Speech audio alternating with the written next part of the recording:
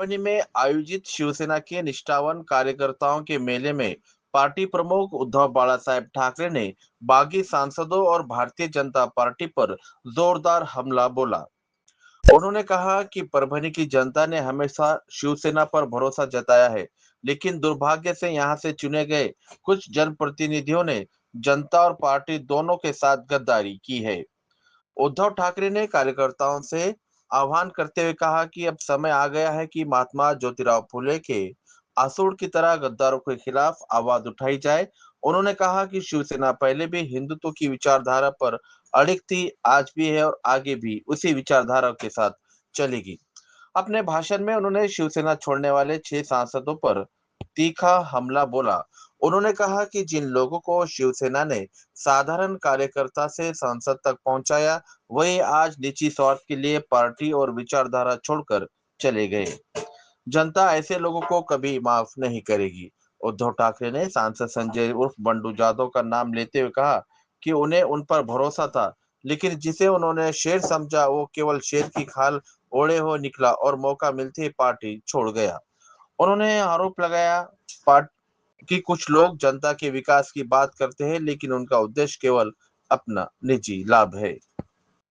Bharatiya Janata party पर हमला बोलते हुए उद्धव ठाकरे ने कहा कि देश में दल बदल और तोड़फोड़ की राजनीति का बढ़ावा दिया जा रहा है। उन्होंने दावा किया कि भाजपा के अंदर की सबसे ज्यादा गुटबाजी चल रही है।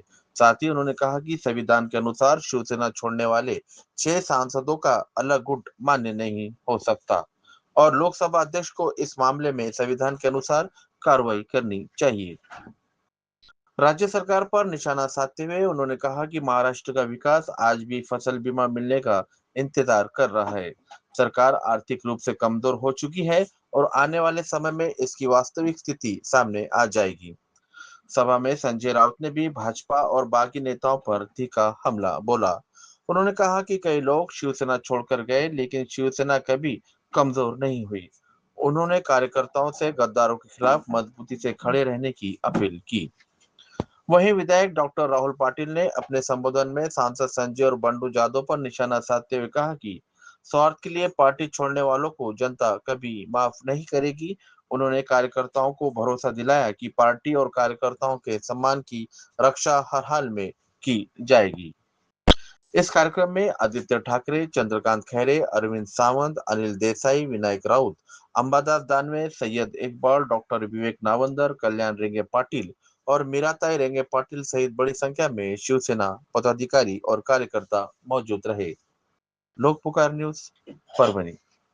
आप देख रहे हैं लोक पुकार न्यूज। लोक पुकार न्यूज चैनल में आप सभी का स्वागत है। चलते हैं खास खबर की ओर। जय महाराष्ट्र। माझाच आवाज मोठा आहे। जय महाराष्ट्र। कसं ठेस्यासारखा आवाज आला की नाही आता।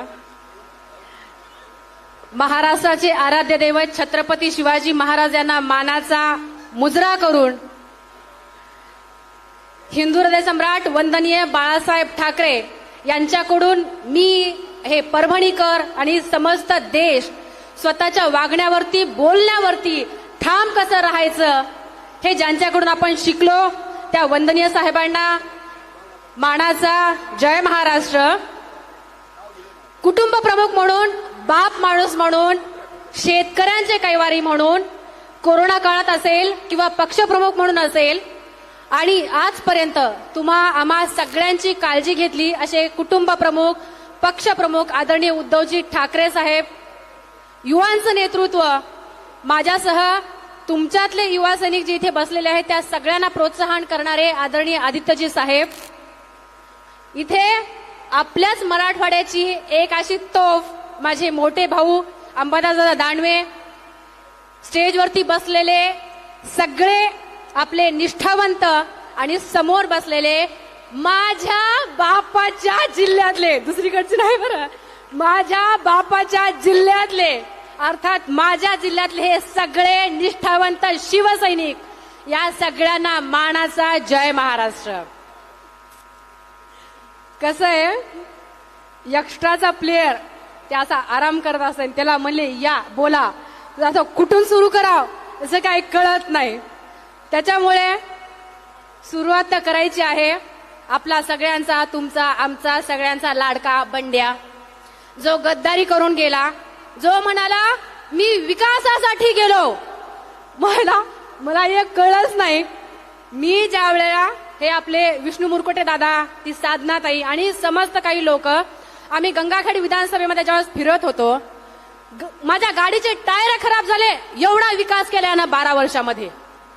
आता इतका काय विकास करणार आहे या परभणी जिल्ह्याचा पुढच्या 3 वर्षामध्ये, किंवा जोपर्यंत निवडणुका लागत नाही तोपर्यंत. म्हणजे परभणीची हा जर्मनी करणार आहे असं वाटतंय. तुमच्या गावाला आता येणारे पुढचे काही दिवस असा रोड होणार आहे, कसा तेल सांडला की भरून घेणारा. आणि ज्याच्या गावाचे असे रस्ते झाले नाही त्यांनी मला फोन करायचा, मग मी आहे याचा बँड वाजवायला. पाठवणार की नाही? आता याला 14,70,00,000 रुपये याला निधी मिळाला. यानं खर्च किती केला तर 3,78,00,000 रुपये. पण कुठं खर्च केला? याचे जे 2-4 चिल्ले पिल्ले याच्या बाजूला बॉस बॉस बॉस बॉस करतात, ह्यानं खरं तर विकास त्या लोकांचा केला. बाकी लोकांचा तर काही विकासच नाही. माझ्या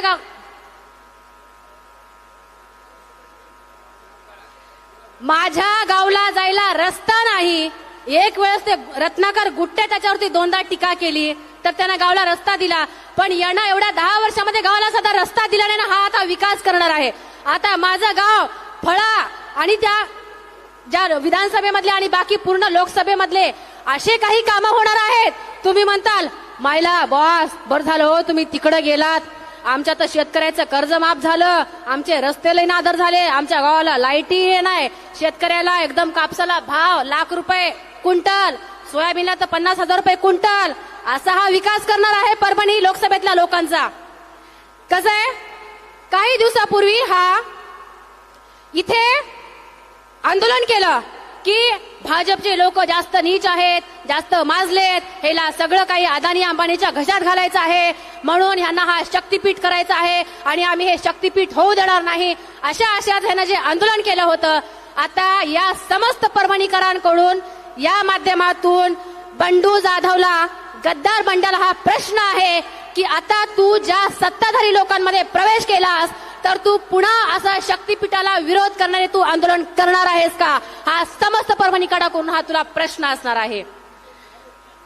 बरं, अजून याच्या पुढे विकासाच्या गोष्टी बोलायच्या म्हटलं ते हिंगोली कमी, पण इथं गुटखा मटका वाळू रेती याच्यामध्ये याची किती टक्केवारी आहे आणि यानं किती घबाड जमा केलेला आहे हे माझ्यासह तुम्ही इथले सगळे जे लोक आहात या तुम्हाला सगळ्यांना माहिती आहे. हा एकीकडे म्हणतो की मी ह्याहून निवडून आणलं, मी त्याहून निवडून आणलं. डॉक्टर राहुल पाटलांबद्दल बोलत असताना म्हणतो की डॉक्टर राहुल पाटलाला मी निवडून आणलं. अरे बेट्या, ज्या वेळेला 2019ची निवडणूक इथं लागलेली होती त्यावेळेला तू एक ट्रॅक्टरवाला उमेदवार, डमी उमेदवार इथं उभा केलास आणि डॉक्टर राहुल पाटलाला पाडण्यासाठी तुझे हे सगळे थेरं केलास. हे सगळ्या लोकांना माहिती होते, म्हणून तुला लोकांनी चांगला प्रसाद दिला होता. तू जो डमी उमेदवार तिथं उभा केला होतास त्याला पाडून डॉक्टर राहुल पाटलाला तिथं निवडून दिलेलं होतं. आता सध्याचं सांगायचं म्हटलं तर टोटल परभणी लोकसभेमध्ये 165 जागा होत्या. आताच्या इलेक्शनच्या वेळेला 165 जागांमधून यांनी 30 ते 35 लोकांना उमेदवारी दिली आणि 30 ते 35 लोकांच्या उमेदवारीमधून यांना फक्त 7 लोक निवडून आले. 7 लोक. जे इथले परभणीचे 25 लोक निवडून आले ते सगळे डॉक्टर राहुल पाटील यांच्या नेतृत्वाखाली हे सगळे लोक निवडून आलेले आहेत. 165 मधून हा 30 ते 35 लोक उभा करतो आणि त्याच्यातले 7 निवडून आणतो. हा असा तुझा तू हे नेतृत्व करत होतास आणि हा तू असा बॉस आहेस. तुझे काळे धंदे अजून खूप सारे पुढे निघणार आहे, तू फक्त थांब.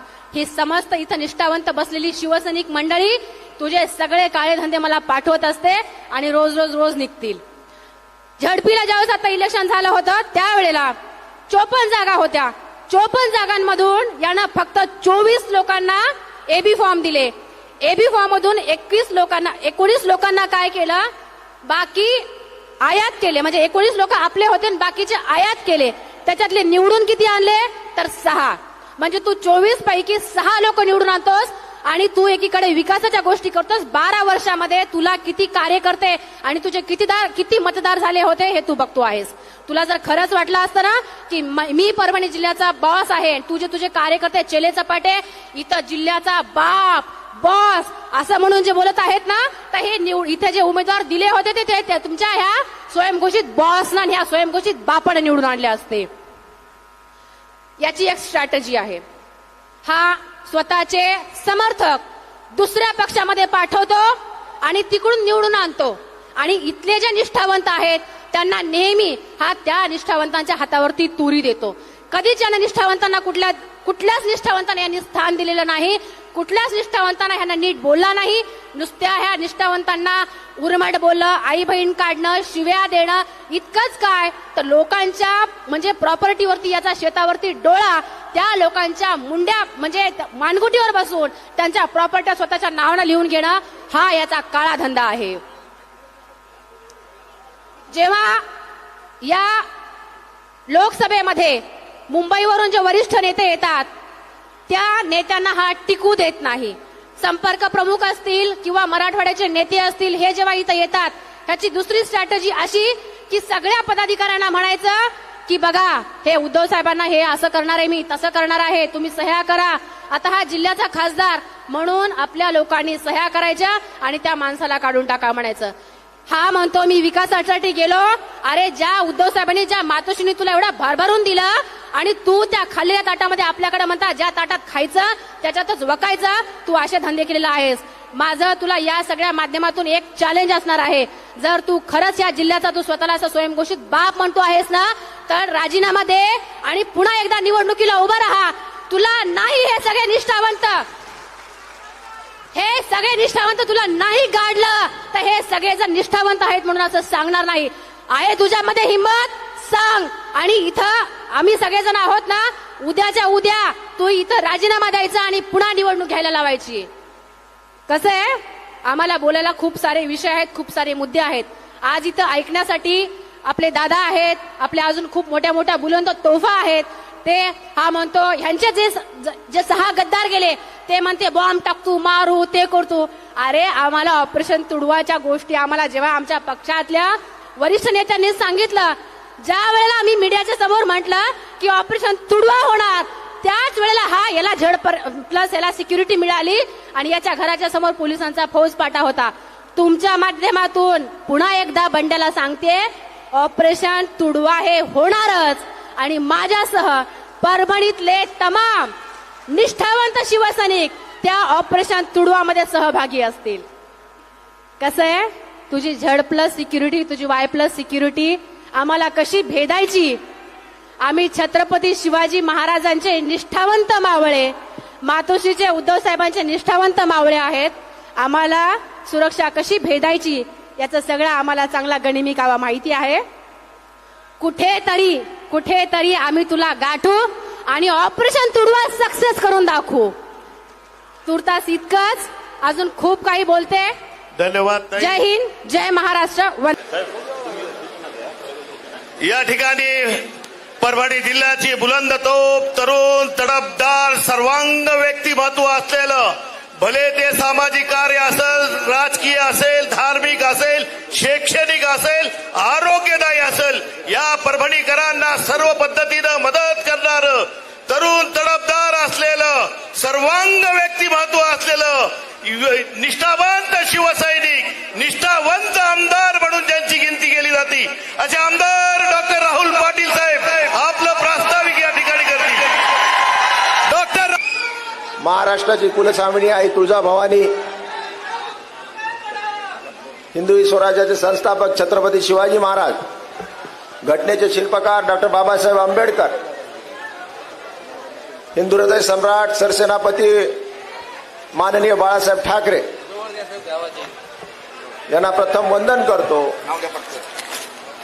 पक्षप्रमुख महाराष्ट्राचे माजी मुख्यमंत्री आदरणीय उद्धव साहेब, व्यासपीठावर उभा असलेले सन्माननीय युवासेना प्रमुख आदित्यजी ठाकरे साहेब, व्यासपीठावर उपस्थित असलेले महाराष्ट्राची नाही देशाची बुलंदतोप आदरणीय संजयजी राऊत साहेब, व्यासपीठावर उपस्थित असलेले सन्मान्य खैरे साहेब, सन्मान्य विनायक राऊत साहेब, सन्मान्य अनिल देसाई साहेब, उपस्थित असलेले सर्व नेते मंडळी, उपस्थित असलेले सर्व पदाधिकारी, समोर उपस्थित असलेले परभणी जिल्ह्यातून आलेले कानाकोपऱ्यातून सर्व शिवसैनिकांना सर्वप्रथम जय महाराष्ट्र.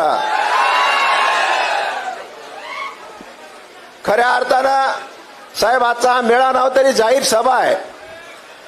जाहीर सभेला लाजवल अशा प्रकारचा प्रतिसाद आपल्याला लाभलाय म्हणजे आपल्याला लक्षात आला असेल गेल्याले गद्दार हे चोर होते आणि आपण चोर पाळले हे सुद्धा आपली चूक झालेली आहे.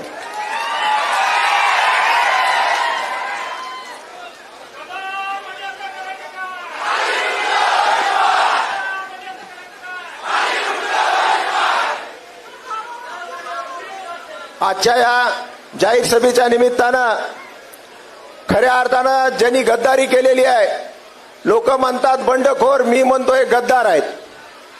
यांनी उद्धव साहेबाच्या पाठीमध्ये खंजीर खुपरण्याचं पाप कुणी केलं असेल तर या 6 खासदारांनी केलेलं आहे. आणि जाता जाता काय म्हणतायत, आम्ही लोकांच्या कामासाठी गेलेलो आहोत म्हणून. अरे तुमच्या कामासाठी गेले का लोकांच्या कामासाठी गेले सगळ्याला माहिती आहे. आता तुमचं काम झालं ना, आता तुम्हाला हात जोडून विनंती आहे, तुम्ही जा. आता आमचं काय तुम्ही काम करू नका. जशा प्रकारच्या चोराच्या टोळीमध्ये सामील झालेले आहेत. तुम्ही पाहिलं असेल आपले खासदार, त्यांना 2दा आमदार केलं, 3दा खासदार केलं. या देशाच्या सर्वोच्च सभागृहामध्ये नेऊन पोहोचायचं काम उद्धव साहेबांनी केलं. जिथे 150 कोटी जनता आहे देशामध्ये राहता साहेब, त्यामध्ये 543 लोकांचं सहभागी लागतं की ते लोकसभेत जातात. आणि अशा माणसाला साहेबांनी 3-3दा लोकसभेत पाठवल्यानंतर सुद्धा हा माणूस गद्दार होता म्हणजे माणूस कोण आहे तुम्ही लक्षात घेतलं पाहिजे. आणि जाता जाता आम्हाला आणि उद्धव साहेबाला सांगतो की उद्धव साहेबांनी असं केलं पाहिजे होतं, उद्धव साहेबांनी तसं केलं पाहिजे होतं. अरे तुम्ही चोरी केली, तुमच्या मनामध्ये पाप आहे, तुम्ही चोर असल्यामुळे तुम्ही अशा प्रकारचं पांघरून घालण्याचं काम स्वतःवर करत आहात. आणि जाता जाता म्हणले की या राहुल पाटलाला 2014 साली मीच आमदार केलं. 2014 साली माझ्यासमोर 35 लोकांचा इंटरव्ह्यू साहेबांनी घेतला. 35 लोकांमध्ये माझी निवड केली आणि मला आमदार कुणी केला असेल तर या सर्वसामान्य शिवसैनिकांनी, उद्धव साहेबांनी मला आमदार केलं. अरे तुम्ही 2014 साली विधानसभेतून पळून गेले, ज्यावेळेस तुम्हाला माहित होतं की विधानसभेमध्ये सरकार येणार आहे, तुम्ही मंत्री बनणार आहेत, पण तुम्हाला माहित होतं तुम्ही निवडून येत नाहीत म्हणून तुम्ही वर गेले. 2019ला मला म्हणले राहुल पाटलानं माझ्या विरोधात काम केलं. 2019ला तुम्हाला माहिती सुरेश नागरे सारखा भूत माझ्या विरोधात उभा केला. एक अपक्ष उमेदवार उभा केला ट्रॅक्टर घेऊन. त्या ट्रॅक्टर मध्ये डिझेल टाकायचं काम कुणी केलं तुम्ही मला सांगा.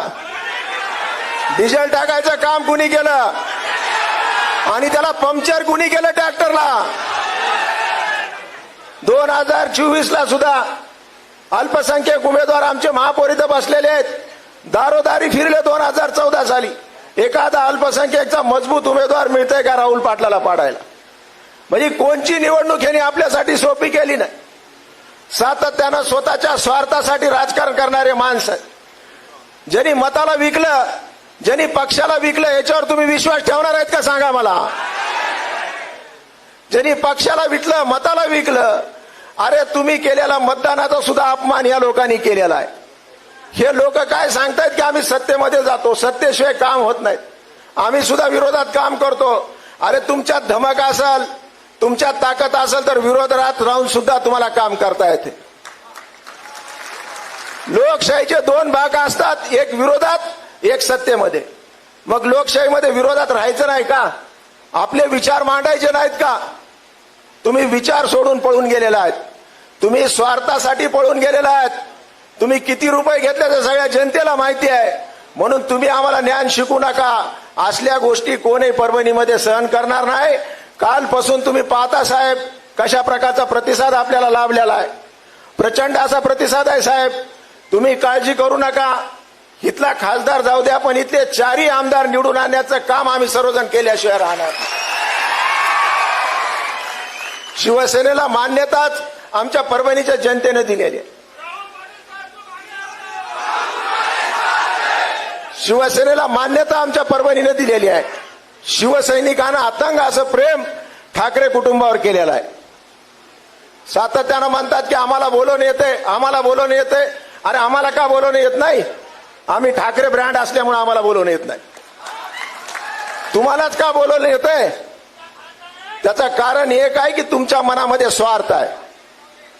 म्हणून माझी तुम्हाला विनंती आहे की तुम्ही सुद्धा कोणी त्याच्या भूलथापेला पडलं बळी नाही पडलं पाहिजे. जाता जाता म्हणायलेत की जर कोणी आमच्या अंगावर आलं तर आम्ही शिंगावर घेऊ. अरे यांचे शिंग उपटून जर खुपसले नाही तर राहुल पाटील नाही मी बी. तुम्ही त्या शिंगाची आणि आरेकारेची भाषा राहुल पाटलावर करू नका. ज्या गावच्या बोरी आहेत त्या गावच्या बाबळी आहेत एवढं लक्षात ठेवा. आणि सत्तेच्या ताकदीवर तुम्ही काही गोष्टी करू नका. आम्ही कधी सत्तेत येऊ त्यावेळेस दाखवू काय असती सत्ता ती. मग सत्तेमुळे कोणाला दाबायचं काम करत असताल तर राहुल पाटील तुमच्या सर्वांच्या पाठीशी आहे. कोणाच्या अंगाला नाही, कोणाच्या केसाला सुद्धा धक्का लागणार नाही, जाहीरपणे तुम्हाला सांगतो. म्हणून ज्याला जायचं त्याला जाऊ द्या. आपण आपला पक्ष मोठा करू, आपले विचार मोठे करू. तुम्ही पाहिलं असेल केंद्र शासन किंवा राज्य शासन मध्ये हे काय विकास करणार आहेत. जे भ्रष्टाचारी आहेत तिथं मग जाऊन हे भ्रष्टाचार करणार. जिथं बेरोजगारी इतक्या मोठ्या प्रमाणावर, महिलेवर अत्याचार होते. मी परवाच एका इथल्या रिटायर्ड IAS अधिकाऱ्यावर बसलो होतो जो की इथला चीफ सेक्रेटरी राहिलेले आहेत. ते म्हणले आमदार साहेब येणाऱ्या 6 महिन्यामध्ये महाराष्ट्राची अशी परिस्थिती होईल की इथल्या नोकराला सुद्धा अधिकाऱ्याला सुद्धा पैसे द्यायला पैसे या तिजोरीत नाहीत. अशा प्रकारचं महाराष्ट्र वरवडायचं काम कुणी केलं असेल तर या सरकारनं केलेलं आहे. म्हणून यातून आपणच आता हे वाचू शकतो. जोपर्यंत जनता रस्त्यावर येणार नाही तोपर्यंत ही क्रांती होणार नाही. आता हे उठाव आहे, ही क्रांती आहे. ह्यांना आपण खाली जमिनीत गाडून त्याच्यावर आपला भगवा लावल्याशिवाय आपण आता शांत बसवायचं नाही. एवढंच बोलतो आणि थांबतो. जय हिंद, जय महाराष्ट्र. शिवसेना पक्षप्रमुख उद्धव ठाकरे, शिवसेना नेते आदित्य ठाकरे, परभणीचे महापौर, आमदार परभणीचे राहुल पाटील आणि सर्व नेते मंडळी, जगात जर्मनी आणि देशात परभणी हे का म्हणतात हे मला काल परत कळलं. काल उद्धव साहेबांचं परभणीच्या वेशीवर आगमन झाल्यावर परभणीनं गद्दारांच्या विरोधामध्ये जो एल्गार केला, या परभणीमध्ये एकही गद्दार इतक्या वर्षात टिकला नाही.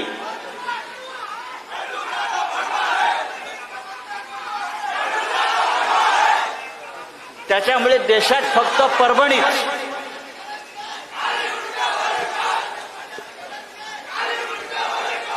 अरे ते मुंडक्याचं बघू काय करायचं आपण. ते मुंडकं काय राहत नाही आता. या परभणीमध्ये अनेक आंडू पांडू बंडू आले आणि गेले. अनेक आंडू पांडू आणि बंडू आले आणि गेले. शिवसेना इथे मजबूतीनं उभी आहे आणि ती राहणार. हा स्वतःला काय म्हणतो, बंडू द बॉस. अरे गांडू द बॉस.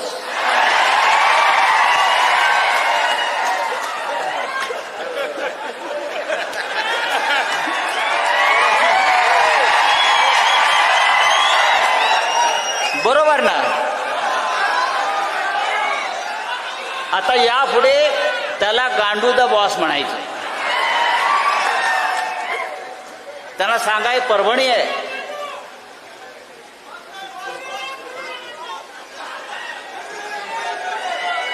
तो असं म्हणतो, जसं राहुलजींनी सांगितलं आमदारांनी माझ्या अंगावर येऊन दाखवा. आता तो कुठल्या बिळात बसला पहिलं बघून घ्या. विकासाच्या गोष्टी करतो हा माणूस. मला वाटतं 2 वेळा आमदार झाला, 3 वेळा खासदार झाला. जवळजवळ 20 वर्ष हा माणूस सत्तेमध्ये आहे. मला काल आमच्या रेंगे पाटलांनी सांगितलं की या 20 वर्षात त्यांनी इथे साधी पिठाची गिरणी आणली नाही, हा का विकास करणार म्हणतात. साधी पिठाची गिरणी जो माणूस इथे निर्माण करू शकला नाही, हा माणूस विकास करणार. गवळण फुलले. अरे त्या भारतीय जनता पक्षाला आणि नरेंद्र मोदीला 12 वर्ष विकास सापडला नाही, तुम्हाला काय सापडणार. हे म्हणे ऑपरेशन टायगर करतायत साले. ऑपरेशन टायगर नाही, यांनी आता ऑपरेशन प्रभू श्रीराम सुरू केलेलं आहे. ऑपरेशन श्रीराम, रामाचं ऑपरेशन. ज्या श्रीरामाने यांना सत्ता मिळवून दिली, आम्ही त्या रामाच्या अयोध्येसाठी शिवसैनिकांनी बलिदान दिलं. हिंदुत्व सम्राट बाळासाहेब ठाकरेंनी हा लढा उभा केला हिंदुत्वाचा आणि श्रीरामाचा, आणि मंदिर हे म्हणून रामाचं मंदिर उभं राहिलं. त्या रामाच्या मंदिरातल्या 550 कोटीच्या दानपेट्या या भारतीय जनता पक्षानं पळवल्या. हे यांचं हिंदुत्व. आणि त्यांच्या पक्षामध्ये हे गांडू द बॉस बूट चाटायला गेलेले आहेत.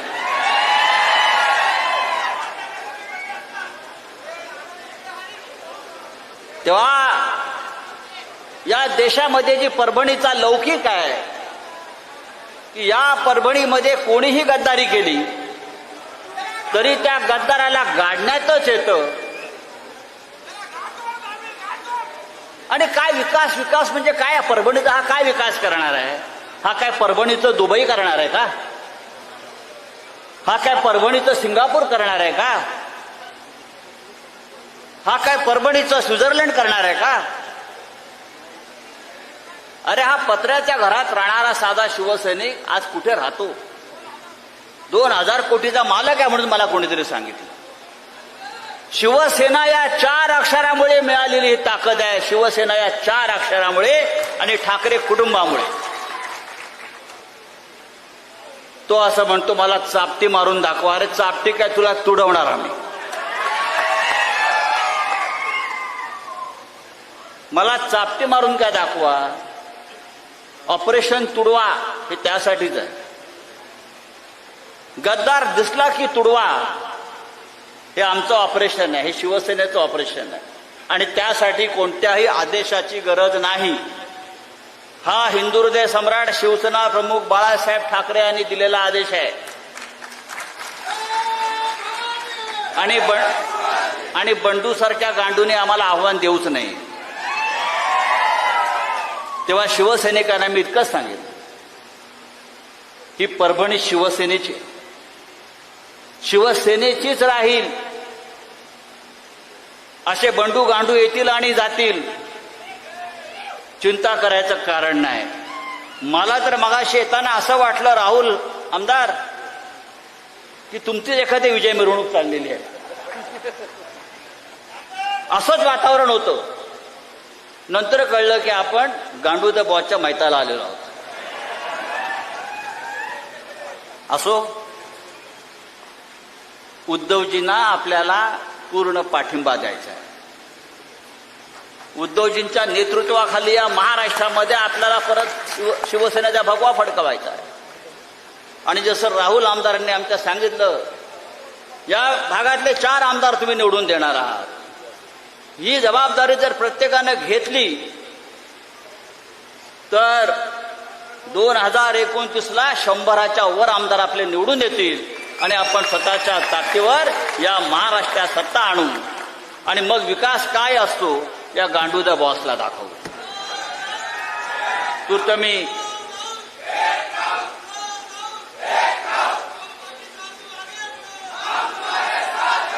तेव्हा शिवसैनिकांचा हा उत्साह, ही जिद्द, ही लढण्याची ईर्षा अशीच ठेवा. नक्कीच महाराष्ट्र आपला ताब्यात घेऊ इतकंच सांगतो आणि तूर्त आपली रजा घेतो. जय हिंद, जय महाराष्ट्र. पक्षप्रमुख, शिवसेना प्रमुख, माजी मुख्यमंत्री साहेब उद्धव साहेब ठाकरे आपल्याला मार्गदर्शन करतील. हिंद हृदय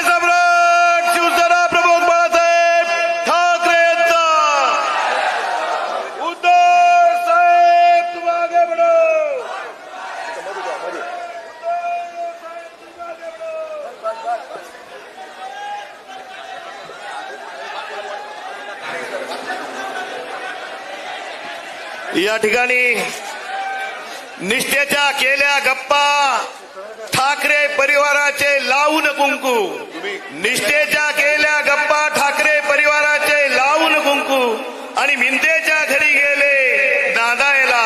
मीडियाला त्याचा विनंती समाचार आहे, घेण्यासाठी आपण खाली बसा, कॅमेरा सेट करा, लोकांना मागच्या बसता येईल. तुम्ही खाली बसून घ्या, कॅमेरामॅननी खाली बसून घ्या, एवढीच विनंती. छातीचा पहाड करुणी जो बाप उद्धव साहेब झुंजत आहे, छातीचा पहाड करुण जो बाप उद्धव साहेब झुंजत आहे, ते खचून गेले नाही. मात्र डोक्यात आग आहे, मात्र डोक्यात आग आहे. पक्षप्रमुख उद्धव साहेब तुम आगे बढ़ो. बाबा ही काय गोष्ट. हिंदू शिवसेना प्रमुख माननीय बाळासाहेब ठाकरे यांचा. उद्धव साहेब तुम आगे बढ़ो. राहुल पाटील साहेब तुम आगे बढ़ो. जमलेल्या माझ्या तमाम कट्टर निष्ठावंत जीवाला जीव देणाऱ्या शिवसैनिक बांधवांनो, भगिनींनो आणि मातांनो, आवाज आला? आवाज येतोय का? आवाज जरा चॅनलवाल्यांना कृपा करून कॅमेरा ऑन ठेवून खाली बसला.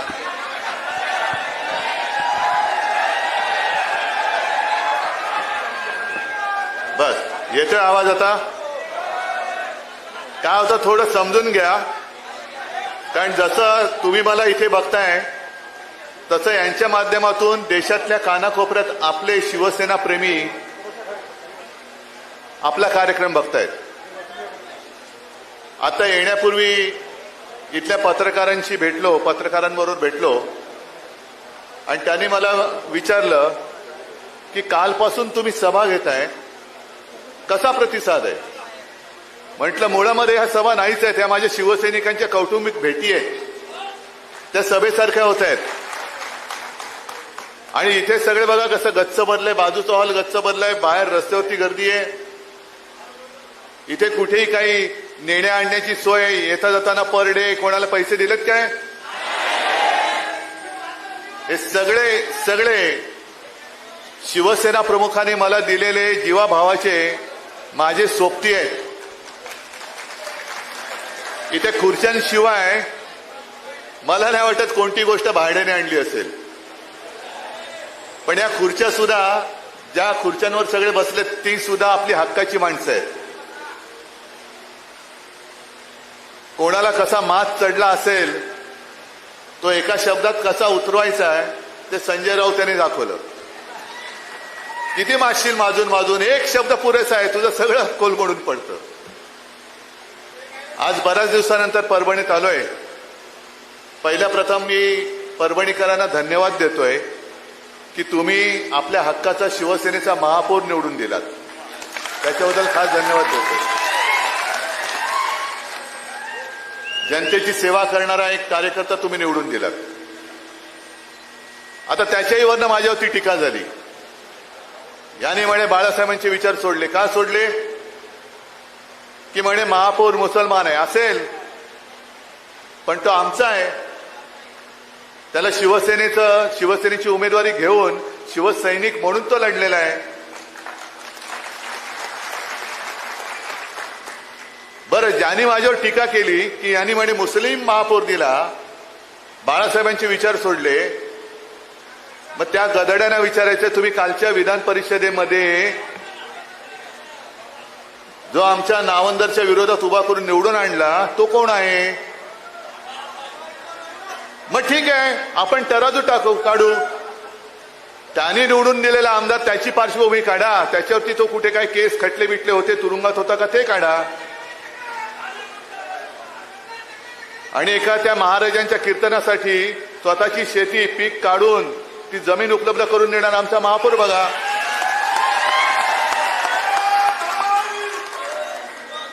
पण हे किती दिवस चालणार?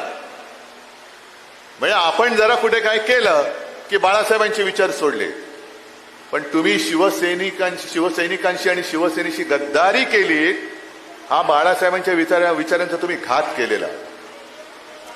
मला तोही क्षण आठवतोय.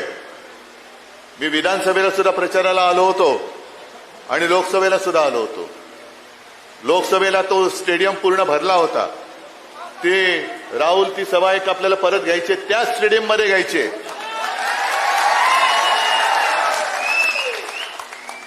आणि पाऊस आला होता ना, पण त्या पावसात सुद्धा ना तुम्ही आलात ना मी आलो. आणि मला काय अभिमान वाटत होता की दोन्ही जणांना, एका बाजूला राहुल होता, दुसऱ्या बाजूला कोण. जरा गोंधळलं मी, कारण काय नवीन नवीन तुम्ही नावं ठेवता. काय आताच तो होता. आता मला काय माहित की वाघाचं कातडं पांघरलेला हा काय. जरा मला शब्द पाठ करायला त्रास होतो. वाघाचं कातडं पांघरलेला कोण होता. तर मी काय करू, मी केले दोघांच्या हातवर.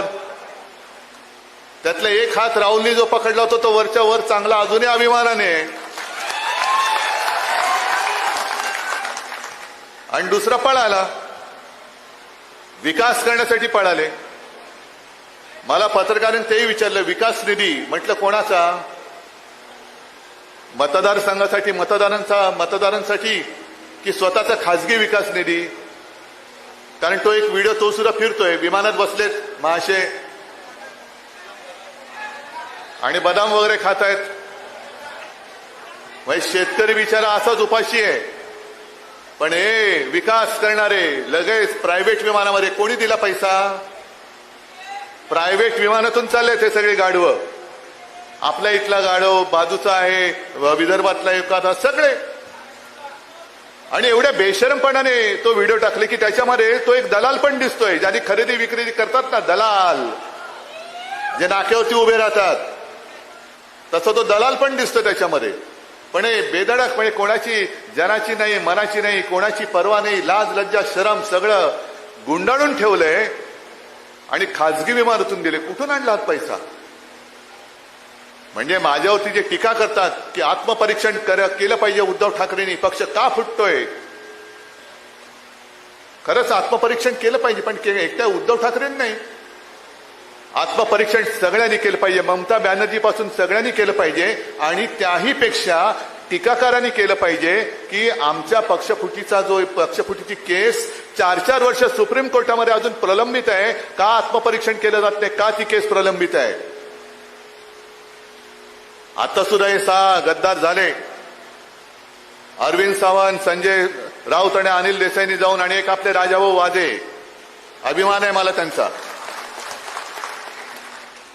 लोकसभा अध्यक्षांनी जाऊन पत्र दिलं होतं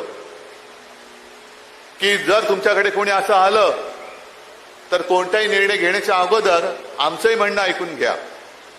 आणि त्याच्याप्रमाणे त्यांनी गेल्या 24 तारखेला, म्हणजे अरविंद सावंत हे आपल्या लोकसभेच्या संसदीय कामकाज समितीच्या दौऱ्यानिमित्त अध्यक्षांच्याच सहीने जे पत्र येतं त्या पत्रानुसार कारगिलच्या दौऱ्यावरती होते. कारगिलचा म्हणजे देशासाठी हा महत्वाचा विषय. कारगिलच्या दौऱ्यावर तुम्हीच पाठवलं होतं. येणार होते 25 तारखेला, पण लोकसभा अध्यक्षांचं फरमान आलं तुम्ही 24 तारखेला या. मी अरविंदना म्हटलं की तुम्ही त्यांना सांगा की आपल्याच आदेशानुसार मी कारगिल येथे आलोय, तो दौरा देशासाठी महत्वाचा आहे, अर्धवट सोडून येऊ का. त्याने म्हटलं या. कारगिल गेलं खड्ड्यात. कारगिलचा दौरा बिवरा काय नाही, तुमचा पक्ष फुटण्याची घाई झाली माझ्या मालकांना, त्याच्यासाठी तुम्ही पहिले या. आणि मग त्यांना आपली बाजू आपण सांगितली, मांडली.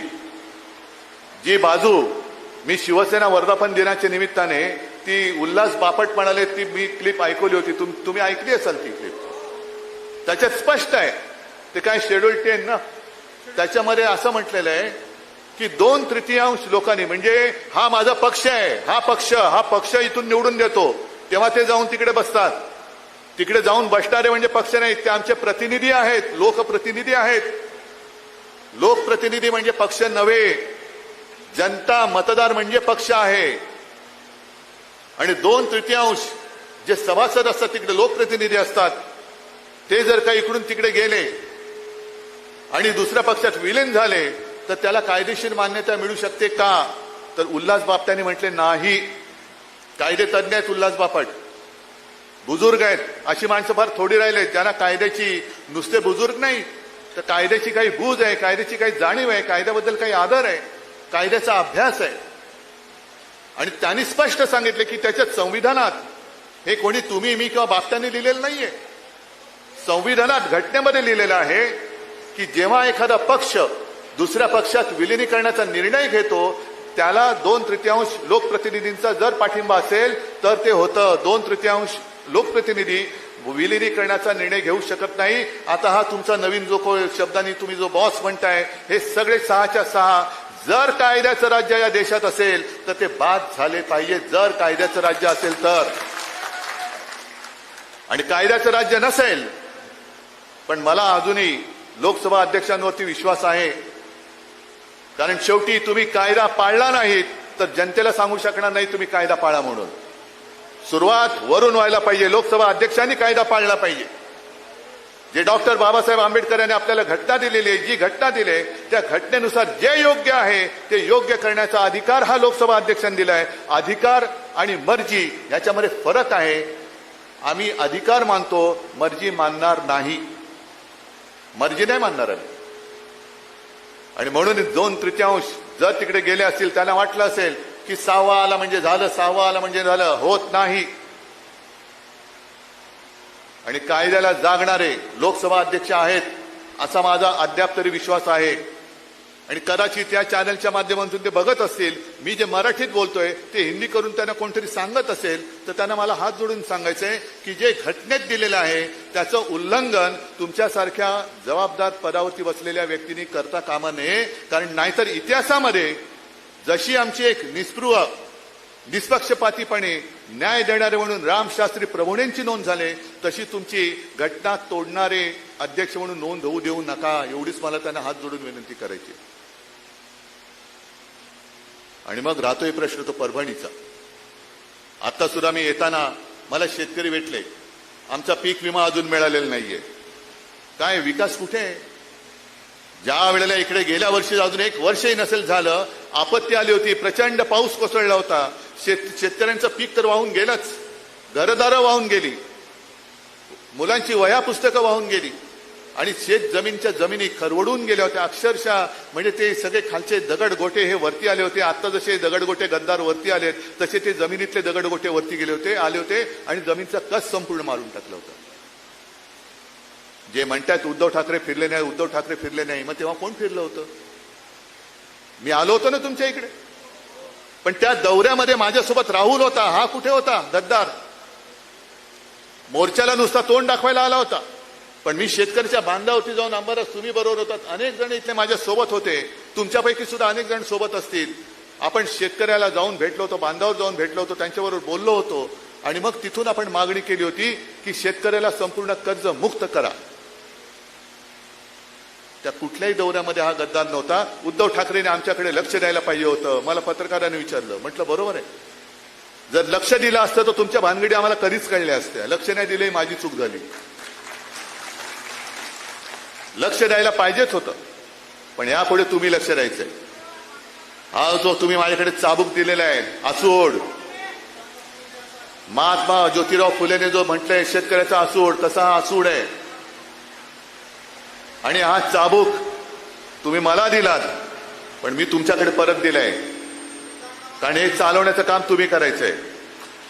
हे चालवण्याचं काम तुम्ही करायचंय. म्हणजे तुम्ही आतापर्यंत ज्याला प्रेम दिलं त्या प्रेमामुळे माजले.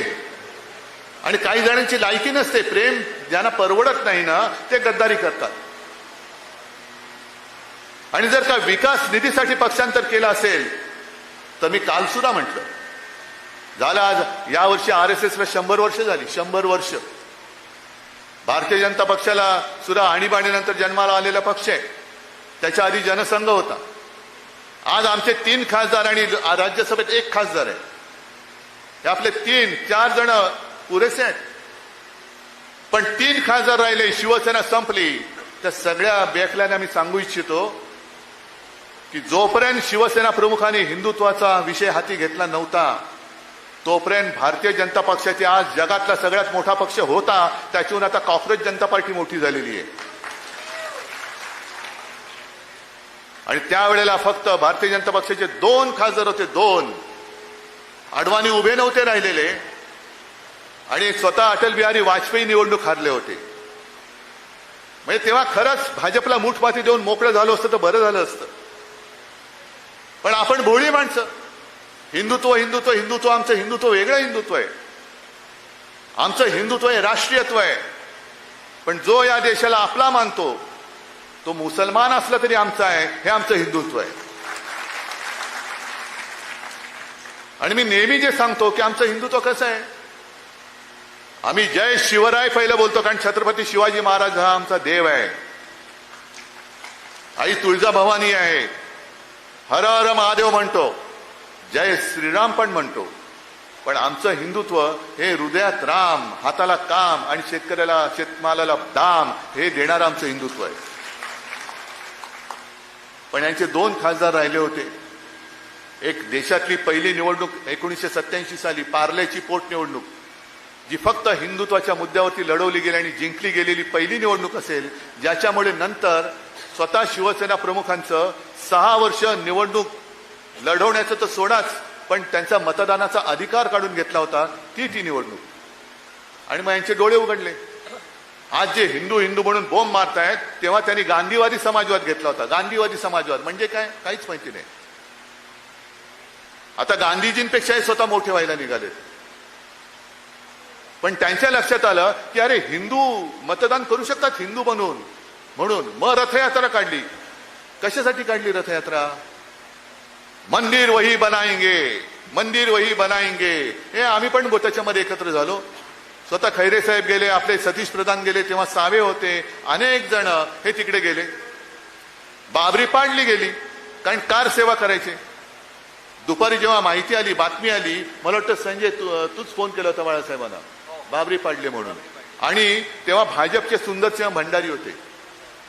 त्यांनी जाहीर केलं हे आमचं काम नाही म्हणे. हे सगळे जे आता जे बोललात ना तुम्ही, कोण बॉस, तशी ती त्यांची ती टोळी आहे, त्यांची टोळी आहे. म्हणजे पहिल्या मी शब्द नाही वापरू इच्छित, तुम्ही समजून घ्यायचं. तशी ती त्यांची टोळी आहे. हे आमचं काम नाही म्हणे, हे शिवसैनिकांचं काम असेल. तेव्हा कसलाही मागचा पुढचा विचार न करता बाळासाहेब म्हणाले, जर ते माझ्या शिवसैनिकाने काम केलं असेल तर त्यांचा मला गर्व आहे. हे असे पळपुटी लोक आणि त्यांचे बूट चाटणारे तुमचे नादान लाचार बॉस कशासाठी राम मंदिर उभारलं? अनेक कारसेवकांचं तिकडे रक्त सांडलं, अनेकांच्यावरती केसेस झाल्या, मुंबईमध्ये दंगली घडल्या, अनेकांना प्राण गमवावे लागले.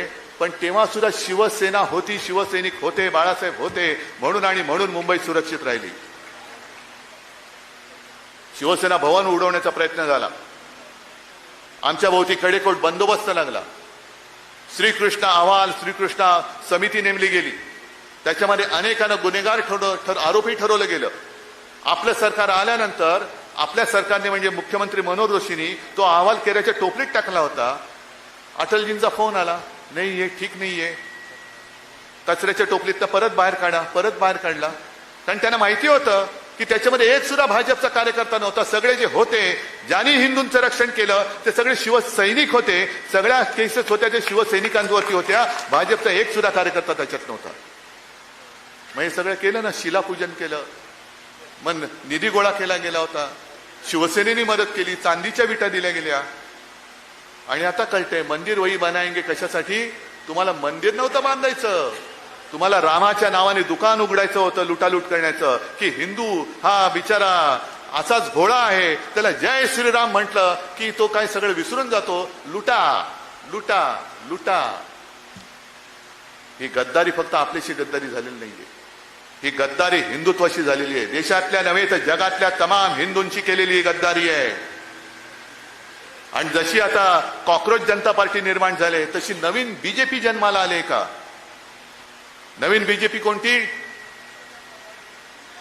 कारण तेव्हा राम जन्मभूमीवरचं जे मंदिर होतं ते बाबरांनी पाडलं होतं. आता आपण राम मंदिर उभारलं, आता ते राम मंदिर लुटणारी नवीन बीजेपी आले, बाबर जनता पार्टी. ही बाबरांची अवलाद आहे. त्या बाबराने ते मंदिर पाडलेलं, हे बाबराची अवलाद हे राम मंदिर लुटतायत. मग तुमच्यात आणि त्या बाबरात फरक तो काय? मग बाबर जनता पार्टीचे तुम्ही सगळे आहात का? आणि मग हे सगळेजण तिकडे गेलेत, हे त्यांना पाठिंबा द्यायला गेलेत. आणि काल जो मी एक मुद्दा मांडला तो सुद्धा फार महत्वाचा आहे. कारण तुम्हाला सगळ्यांना असं वाटतं हा राग असाच ठेवला पाहिजे, हा चाबूक गुंडाळून ठेवण्यासाठी दिलेला नाहीये. या गद्दारांची कीड हा परभणीचा दुर्दैवी इतिहास झालेला आहे की ज्याला ज्याला आपण शिवसेनेचा उमेदवार म्हणून तिकडे उभा करतो, तुम्ही कशाची पर्वा न करता त्याला निवडून देता. अर्थात ही चूक माझी सुद्धा झालेली आहे, त्याच्यामुळे मी सुद्धा माफी मागतो तुमची. आता एवढे वर्ष एकत्र राहिल्यानंतर विश्वास ठेवायचा नाही तरी म्हणजे ठेवायचा तरी कोणावर आणि नाही तरी कसा? मग 2 वेळा आमदार असेल, मग 3 वेळा खासदार असेल, पण खासदार की गेल्या वेळेला म्हणजे 19 साली आपल्यावरती जी टीका होत होती की तुमचे 18 खासदार निवडून आले, हे म्हणे मोदीजींच्या चेहऱ्यावरती निवडून आले. मग तुम्ही सगळे साक्ष आहात, तुम्ही सगळे परभणी लोकसभा मतदारसंघातले सैनिक आणि मतदार आहात ना, आहात की नाही आहात? मग मला फक्त एका प्रश्नाचं उत्तर द्या. 2024 साली तुम्ही बाळासाहेबांच्या फोटोवरती आणि शिवसेनेच्या मशाल निशाणीवरती भरोसा ठेवून मतदान केलं का मोदींमुळे याला निवडून दिला होता? मग त्याच्या विरोधात म्हणजे पूर्ण देशामध्ये मोदींची लाट होती, राम मंदिर बांधलं होतं, तरी देखील महाराष्ट्राच्या मतदारांनी मोदींच्या विरोधात मतदान केलेले हे सगळे खासदार आज परत त्यांच्या पायाशी लीन झाले. हा महाराष्ट्राचा अपमान नाहीये? हा महाराष्ट्र धर्म मारण्याचा हा प्रकार करतायत. म्हणून काल मी जे बोललो की हा वरवरचा प्रकार समजू नका, याच्या मागे खूप मोठं राजकारण आहे. आणखीन एक तुम्हाला पत्रकारांनी प्रश्न विचारला की हा खासदार जाण्यामागे तुमच्या पक्षातलं काही गटबाजीचं राजकारण होतं का?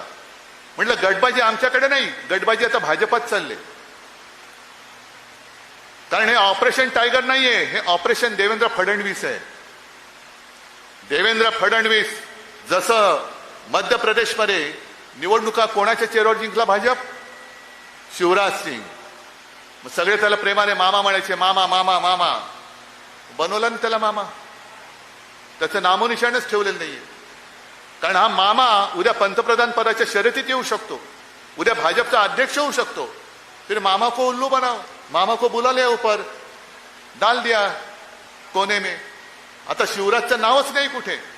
म्हणजे जो जो पंतप्रधान पदाच्या शर्यतीत येऊ शकतो त्यांना वेळेमध्ये कापून टाका. तसंच देवेंद्र फडणवीसांचे पंख कापण्याचे प्रकार सुरू झालेले आहेत. काल माझ्यासोबत तिकडे काल परवा माझ्यासोबत विमानात बसले होते, पण हतबल होते, हतबल. म्हणजे कळतच नव्हता मुख्यमंत्री आहे असा काय झालं. ह्या आत्मविश्वास पूर्णपणे गमावलेला हा माणूस. कारण त्यांना कळतंय की आपले पंख कापतायत आणि कापणारे आपलेच बॉस आहेत. आपण करायचं काय? न्याय तरी कोणाकडे मागायचा? कोणतं दार ठोकायचं? कारण ते दार उघडलं तर पंख कापणार, हे दार उघडलं तरी पंख कापणार. म्हणजे जे काय वाचलंय ते वाचून जेवढे दिवस आहेत तेवढे ढकललेले बरे. या परिस्थितीमध्ये देवेंद्र फडणवीस आहेत. कारण कदाचित उद्या, कारण प्रत्येक गोष्टीला शेवट असतो, यांच्यानंतर कोण, त्यांच्यानंतर कोण, महत्वाकांक्षा सगळ्यांच्या असू शकतात. उद्या कदाचित देवेंद्र फडणवीस पंतप्रधान पदाच्या शर्यतीत आले तर जसं तुम्ही विसरून गेलात. नितीन गडकरी होते की नव्हते? नितीन गडकरी भाजपचे अध्यक्ष होते, पुन्हा अध्यक्ष होत होते. पण पुन्हा अध्यक्ष झाले असते तर कदाचित नितीन गडकरी पंतप्रधान झाले असते. म्हणून गडकरींचे पंख असे कापले की त्यांच्या सगळ्या त्या निष्ठेमध्ये इथेनॉलचं पाणीच घालून टाकलं, पातळ करून टाकलं, त्यांचं सगळं भेसळ करून टाकली. आता नितीन गडकरी बिचारे काय करू शकतात? काही करू शकत नाही. कारण पंखच छाटलेत. उड उड उड उड उड. कसा उडणार? पंख तुम्ही छाटलेत, पिसं तुम्ही कापलीत, उडूच शकत नाही. आणि म्हणून बरोबर बघा, कारण आता मिंदेला काय भविष्य नाहीये. गद्दार शेवटी गद्दारच असतो. गद्दारांनी किती उड्या मारल्या तरी त्याचं नुसतं वापरा आणि फेका एवढाच मिंद्याचा उपयोग आहे. आपल्या विरुद्ध लढवायचं, पैसे देऊन माणसं फोडायची. बरं माणसं कशी की आता एक एक माणसं जी तुम्ही मेहनतीने तयार केली त्यांचं करिअर उद्ध्वस्त करून टाकायचं. आता हा गद्दार पुन्हा परभणीमध्ये तोंड दाखवायला जागा शिल्लक आहे. म्हणजे एक माणूस संपला, बाजूचा संपला, त्याच्या बाजूचा संपला, सगळे आपली माणसं संपवून टाकायची. कोणी प्रतिस्पर्धी ठेवायचा नाही. तसाच उद्या या मिंदेचा कार्यक्रम होणार आहे. जोपर्यंत त्याचा उपयोग आहे तोपर्यंत मिंदेला डोक्यावरती घेऊन फिरतील आणि उपयोग झाला तर विसर्जन करून मोकळे. कारण हे जर असं नसतं तर हे 6 गद्दार सरळ भाजपात घेतले असते ना, पण भाजपात नाही घेतले. इथे घेतले ते मिंदेकडे घेतले, तृणमूलचे घेतले ते त्यांच्या भलत्याच कुठल्या तरी पक्षात घेतले. का? कारण जर भाजपात घेतले तर भाजपाचा त्यांना पक्षादेश जारी लागू होईल आणि मग मतदान घेतलं तर पंतप्रधानपदी कोण पाहिजे, तर त्यांना झक्कत हे भाजपचा जो नाव असेल जे असेल त्यांना मतदान करावं लागेल. पण सगळे मोकळे असतील आणि मित्र पक्ष म्हणून असतील तर मग ते त्यांची मतं वेगळी ही मांडू शकतात. म्हणून हा डावपेच चाललाय. अंतर्गत गटबाजी ही भाजपामध्ये आहे, शिवसेनेमध्ये नाहीये. आणि आता तर साफ झाले, आता कुठे दुसरा गट नव्हताच, एकटाच होता, तो गेला. आणि तुम्ही सगळे कट्टर शिवसैनिक हे माझ्यासोबत राहिलेले आहात. जगात जर्मनी असेल आहे, पण देशात परभणी काय आहे, काय असतं हे दाखवण्याची संधी पुन्हा तुम्हाला मिळालेली आहे. जो गद्दार होईल तो आम्ही गाडून टाकतो, जो गद्दार होईल तो आम्ही गाडून टाकतो. हा परभणीचा इतिहास हा परत नव्याने लिहिण्याची संधी तुम्हाला मिळालेली आहे. आणि आजपर्यंत आपला एक इथला आमदार यायचा, एक खासदार यायचा, बाकी एखादा दुसरा आला तर आला. कारण नेहमी मला असं सांगितलं जायचं की साहेब तो खासदार म्हणे खाली सेटलमेंट करतो की खाली तू वरती मी, त्याच्यामुळे खाली एक आपला परभणीचा हक्काचा सोडला तर बाकी सगळीकडे कोणी येतच नाही. आता मला परभणीतले सगळेचे सगळे आमदार निवडून पाहिजेत. सगळे तुम्ही जिथून आला असाल तिथले परभणी मला पूर्ण भगवा करून पाहिजे. आणि भगवा आपला अस्सल छत्रपती शिवरायाचा भगवा. या भगव्यावरती आपली निशाणी सुद्धा टाकू नका. निशाणीचे झेंडे हे वेगळे लावा, मशालीचे झेंडे वेगळे लावा, पण आपला भगवा जो आहे त्या भगव्यावरती एकही चित्र टाकू नका, एकही चित्र टाकू नका. कारण हा सुद्धा त्यांचा एक डाव आहे की भगव्यामध्ये गोंधळ उडवून द्यायचा. तुझा भगवा वेगळा, याचा भगवा वेगळा. नाही, भगवा हा एकच, हिंदुत्वाचा भगवा, शिवरायाचा भगवा, शिवसेनेचा भगवा हा फक्त आणि फक्त भगवा आहे. त्याच्यावरती दुसरं कोणतेही चित्र असता कामा नये, हे ठेवायचंच नाही. मशाल निशाणी जशी धनुष्यबाण होती, आज मशाल आहे. आणि भगवा स्वतःच एक मशालीसारखा आहे. जर लांबून पाहिला उन्हामध्ये फडकणारा भगवा तो ती तळपणाऱ्या मशालीसारखा दिसतो. तो मशाल, तो भगवा, तेवढी ओळखच आहे खाली आपली पुरेशी आहे.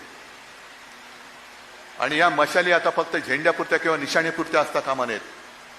या गद्दारी विरुद्ध पेटलेल्या मशाली मला तुमच्या हृदयामध्ये धगधगत्या दिसल्या पाहिजेत. आणि या निष्ठेच्या मशालीनी ही गद्दारी जाळून खाक करण्याची ताकद ही तुमच्यामध्ये आहे आणि ती तुम्ही बजावल्याशिवाय राहणार नाही, हा विश्वास बाळगतो आणि आपली रजा घेतो. जय हिंद, जय महाराष्ट्र.